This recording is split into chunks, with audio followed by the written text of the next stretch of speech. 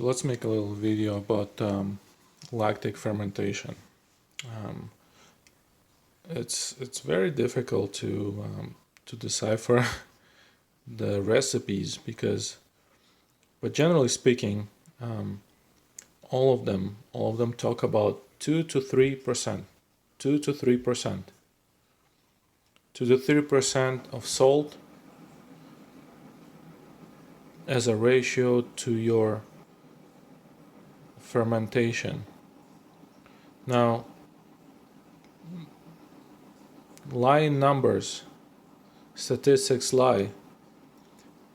2 to 3% of what? So here's an example. We have some green and yellow beans. There's actually about a liter of liquid of water in there. So I measured this before. We can do it again right now. So 2,200 grams for a liter of water. Here we can just subtract that. Subtract that from the actual cup. So that's 1,300. So that leaves 900 grams. 900 grams is about a liter of water. So let's say 2.5%. 2.5% is of 900. Let's call it 1,000 at the if you fill full liter with a little bit. So 2.5% is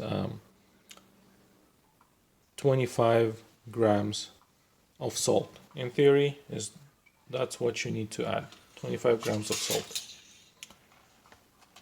This one, so for comparison, 1 tablespoon is 58 grams. This measuring spoon is actually 22 grams. We can double check that. So 58. Okay, let's do it again. Let's do this way without extra spoons. Okay, 40 grams. That's 1 tablespoon.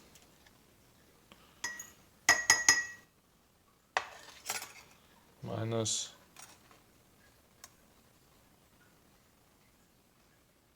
25 grams. That leaves us with 15 grams. So 1 tablespoon is 15 grams of salt. So like we said, for 1 liter of water, we need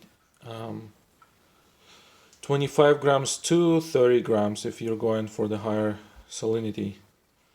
And 15 grams of salt per tablespoon, that means 2 tablespoons. And I've seen that recipe in other places. 2 tablespoons per liter is your brine ratio. 2 tablespoons per 1 liter. 2 tablespoons of sea salt per 1 liter. That makes it close to 3% of salinity. Now, let's measure this thing. There's about a liter, again, there's about a liter of liquid in here. Liter of liquid, but there's more of the vegetable. So if we were going to go, let's call it 2,000 grams. And let's take away the, okay, hold on. Okay, so probably 1900 grams, taking away the container. So 1900, okay, let's, at the worst case, let's call it 2,000. So if we were to go by 2%, 2.5%, for 2,000, that's 40 grams of salt. 40 grams for 2,000 grams of by weight. That means that you'll be adding 2.5, more than a half, almost 3 tablespoons of salt. Now I've added in here only actually added less than 2 tablespoons of salt, and it already tastes salty. If you were to add the full ratio by weight of the full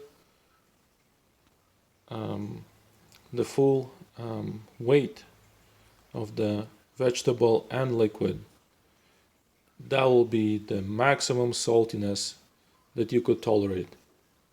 So again, that's why I'm guessing that's why a lot of people have their own recipes where they go by salt by liquid weight, not just vegetable and liquid weight. So, and it cuts it down almost by half. And it depends on your palate. I mean, for women that have gone through pregnancy, anything that's meat and salt is very, their tongue is very sensitive to that. For other people, guys that smoke, maybe you can tolerate a lot more salt and spice. So it depends on you.